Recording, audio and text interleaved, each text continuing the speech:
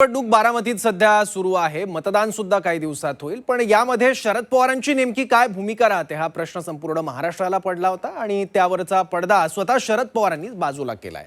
सुनेत्रा पवारांचा प्रचार करणार नाही असं शरद पवारांनी म्हटलं. पोटनिवडणुकीत पाठिंबा पण प्रचार करणार नाही शरद पवारांकडून असं म्हणत भूमिका स्पष्ट करण्यात आली आहे. एनसीपीच्या बॅनरवर माझा फोटो लावणं चुकीचं असल्याचंही शरद पवारांनी म्हटलं.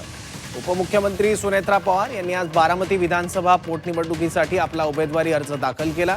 यावेळी त्यांनी आयोजित केलेल्या सभेत पक्षाच्या बॅनरवर पंतप्रधान मोदी, अमित शहा यांच्यासह शरद पवार यांचाही फोटो होता.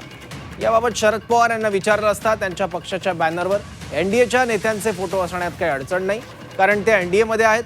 पण राष्ट्रवादीच्या बॅनरवर माझा फोटो वापरणं चुकीचं आहे असं पवारांनी म्हटलं.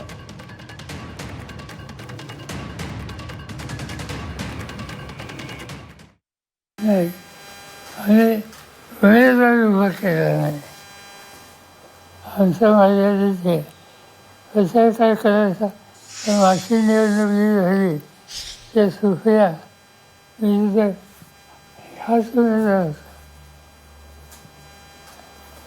आणि ज्यांनी काँग्रेसला त्या सुफियाच्या विरुद्ध 3 लाख मतांनी सुफिया निवडून आली. त्यामुळे आम्हाला त्याचं काही वैशिष्ट्य नाही. माझं असेल तर ते चुकीचं आहे.